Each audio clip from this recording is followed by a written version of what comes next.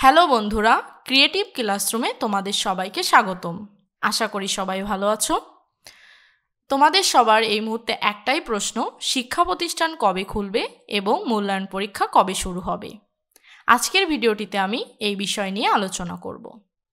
তাহলে চলো আলোচনা শুরু করা যাক।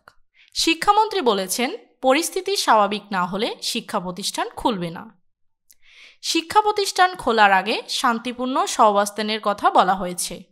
সেগুলো আগে নিশ্চিত করতে হবে। তাড়াহুড়ো করে খুলে দিয়ে আবারও অরাজকতা আমরা চাচ্ছি না। কোটা আন্দোলনকারী শিক্ষার্থীরা শিক্ষা প্রতিষ্ঠান খুলে দেওয়ার আলটিমেটাম দিলেও পরিস্থিতি স্বাভাবিক না হলে তা সম্ভব নয় বলে জানিয়েছেন শিক্ষামন্ত্রী মহিবুল হাসান চৌধুরী নওফেল।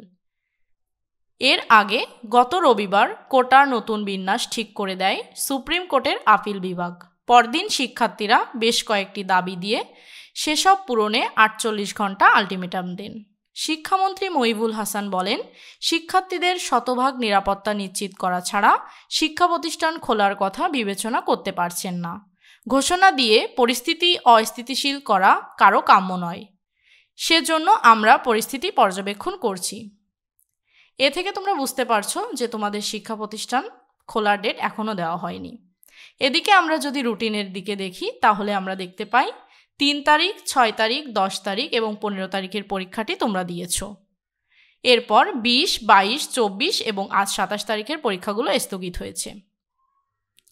এরপর যদি শিক্ষা প্রতিষ্ঠান আগামীতে খোলার ঘোষণা দেয় তাহলে হয়তো তোমাদের 30 তারিখের পরীক্ষাটি হতে পারে। সেটা আমরা পরবর্তী আপডেটে জানতে পারবো যে আসলে শিক্ষা প্রতিষ্ঠান কবে খুলবে এবং কবে পরীক্ষা হবে। অর্থাৎ তোমরা বুঝতে পারছো যে এই মুহূর্তেও তোমাদের পরীক্ষার কবে হবে তার নিশ্চিত কোনো তথ্য জানা যায়নি। এই মুহূর্তে তোমরা বাড়িতে বসেই তোমাদের পড়াশুনো চালিয়ে যাও এবং পরবর্তীতে যদি পরীক্ষা 30 তারিখে না হয় সেক্ষেত্রে নতুন রুটিন দেওয়া হবে।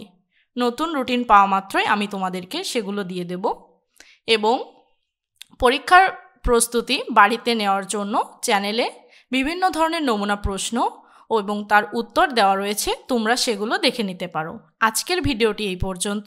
ভিডিওটি ভালো লাগলে অবশ্যই ভিডিওটিকে লাইক করবে এবং বন্ধুদের সাথে শেয়ার করবে। যে কোনো আপডেট পেলেই আমি তোমাদেরকে সেগুলো জানিয়ে দেব।